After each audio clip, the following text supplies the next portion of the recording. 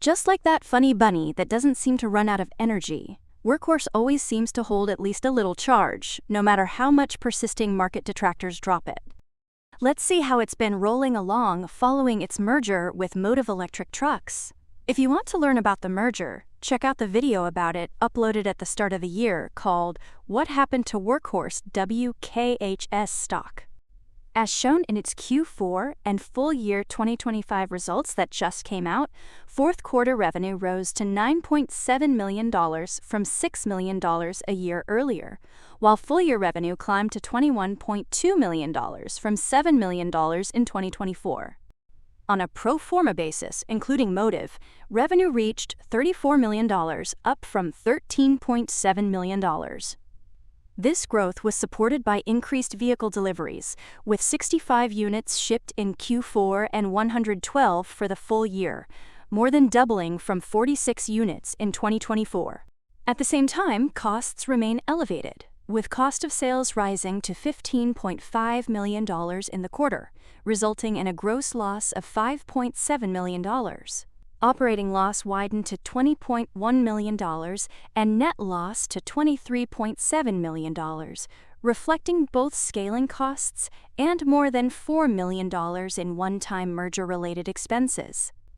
Workhorse ended the year with $12.9 million in cash and a debt position that includes a $5 million convertible note and $10 million drawn from a new credit facility. CEO Scott Griffith explained the Motive merger is showing integration progress, with governance structures established, employee and office consolidation nearly complete, and a clear roadmap in place for full systems and process integration over the next several quarters. Manufacturing is being centralized at the Union City, Indiana facility, a move expected to streamline operations and reduce costs.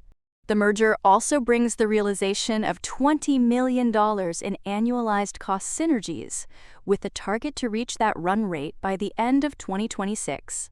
Early savings are already being captured through headcount reductions and elimination of duplicate functions, while further gains are expected from supply chain optimization and manufacturing consolidation. CFO Robert Ginnan noted that these efficiencies will increasingly flow through the income statement as integration progresses, paving the way for improved margins over time.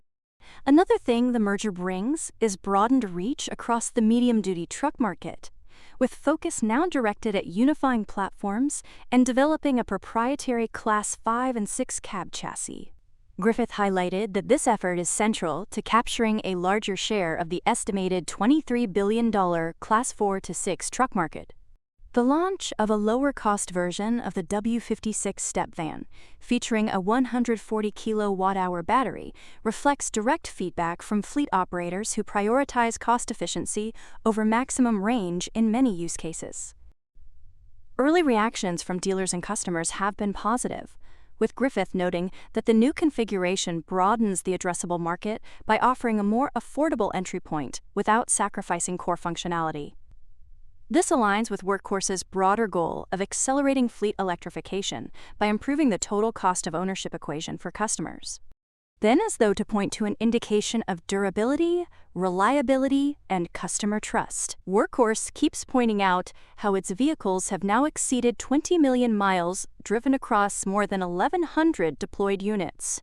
This accumulated data from all this mileage is feeding directly into the design of its next-generation platform, described as a modular, software-defined architecture that enables faster product iteration and lower engineering complexity. Griffith framed this as a shift toward smart, connected commercial vehicles that can evolve over time, positioning Workhorse as a manufacturer and technology platform provider. As for noteworthy customers, the latest order involves a new 100-vehicle order from Purolator, which builds on an existing relationship, prompting Workhorse to boast about repeat customer demand, especially from a large fleet operator, which is the kind of customer that it sees as being critical in driving scale and recurring revenue. Manufacturing readiness is another area where Workhorse sees a competitive advantage. Its Union City facility has capacity to produce more than 5,000 vehicles annually, and management indicated that only minimal incremental investment is required to reach that level. However, the road ahead isn't all smooth, as Workhorse acknowledged that achieving positive gross margins remains a key hurdle, and that it does not expect to reach that milestone by the end of 2026. The path to profitability depends on increasing production volumes, reducing bill of materials costs, and closing the price gap with internal combustion engine vehicles.